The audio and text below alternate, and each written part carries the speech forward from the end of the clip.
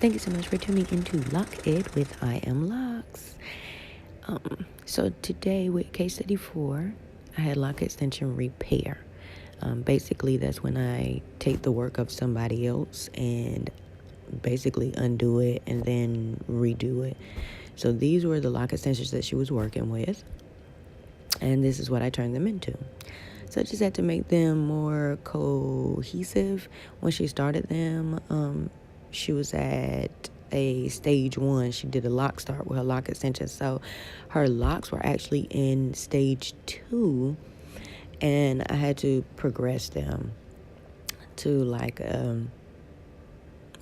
progress them to stage 5. So her lock extensions are set at stage 5, and I progressed her actual locks. That's me rolling it up, and that's me actually mending a lock extension there. So the ones at the top are the ones that I have not done, and you can see the clear difference just in the texture. Even in how the lock extensions fall, how they move, there's a huge difference. This appointment was 12 hours long? 13? I spent about that time. It is very tedious and very strenuous. So right here, this is where I'm cutting one out. And you'll see where it was actually, how long her hair has grown since she started her locks. But yeah, it's really tedious to get the old ones out, even depending on how they put them in. But this is her lock style. Look at these lock extensions. I love them. They look amazing.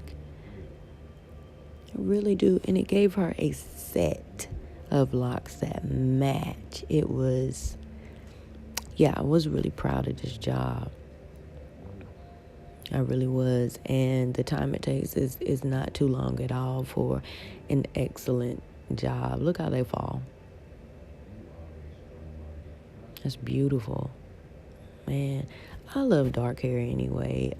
It just looks healthy. Wow. That's one of my favorite lock styles because it's one of the first lock styles that I did on my hair when I first started my locks in 2007.